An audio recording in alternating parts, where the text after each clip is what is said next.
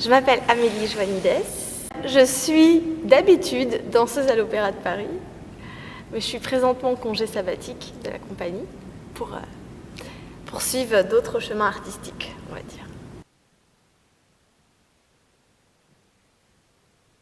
Alors clairement, c'est pas l'argent quand tu es danseuse, parce que les danseurs sont vraiment, je pense, c'est un truc de société, hein, mais danseurs, c'est les artistes les moins considérés, les moins payés, tout simplement. Le moteur, c'est vraiment ta satisfaction personnelle, enfin, le plaisir que tu as, tout ce que ça t'amène à découvrir sur toi-même, sur les autres, sur le monde, etc., etc. Tout le reste, tu peux pas trop décider si tu l'auras ou pas, tu vois. Le succès, la reconnaissance, le public, des fois tu l'as, c'est génial. Mais même ça, tu sais, si tu l'as alors que tu crois pas en ce que tu fais, tu rentres chez toi le soir et t'es vide. Vraiment. Donc, moi, ma conclusion aujourd'hui, c'est que ce qui te nourrit, c'est vraiment le plaisir personnel que tu en tires, quoi.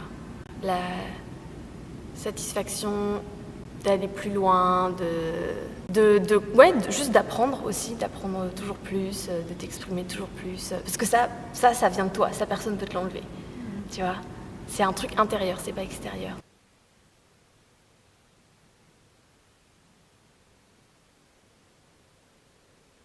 L'art est un outil de sublimation de la souffrance.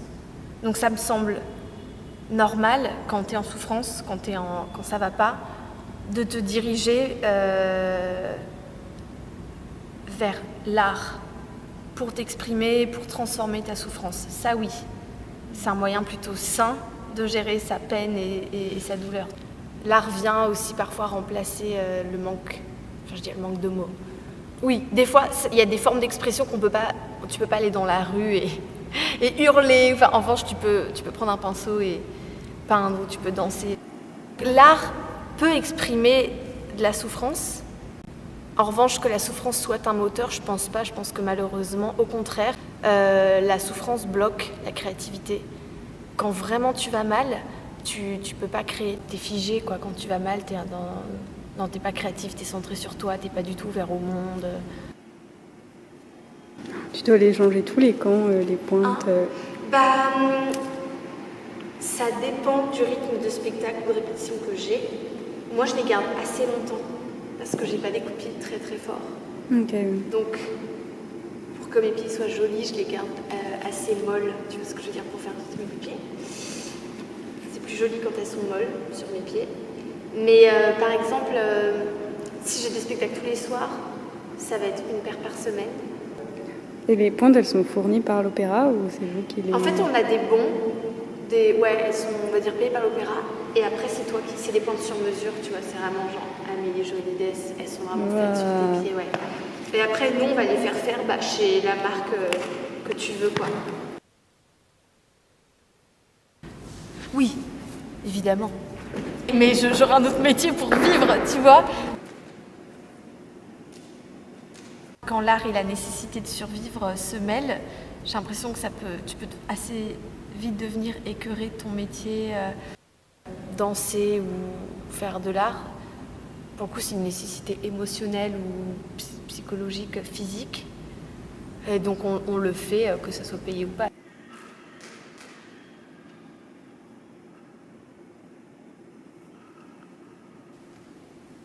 Merci de poser cette question parce que putain on en parle. Franchement c'est dur quoi. Ça dépend du ballet que tu fais, mais les ballets où genre tu dois mettre un corset et où t'es serré et j'ai le bide éclaté et donc comment on fait? Franchement ça fait chier. Je pourrais pas me lever tous les jours et faire un truc que j'aime pas. Enfin je me dis le travail on y passe 80% de notre temps. C'est évident pour moi que ça doit être un truc où je m'épanouis. Que j'aime, où je me sens utile, qui correspond à mes valeurs, qui correspond à ce que je veux faire. Ça peut pas être autrement. Je pourrais pas faire quelque chose qui n'a pas de sens. Je trouve que quand t'as un métier passion, ça te pousse toujours à te challenger, à aller encore plus loin dans tes recherches personnelles, dans tes recherches artistiques. Ça influe sur la personne que tu es. En fait, ce que je préfère, c'est la musique. C'est dès qu'il y a la musique en live. Dès qu'il y a l'orchestre avec nous, et qu'on peut danser avec il y a la musique électronique. Dès qu'on entend vraiment la musique en live, pour moi, c'est le meilleur moment.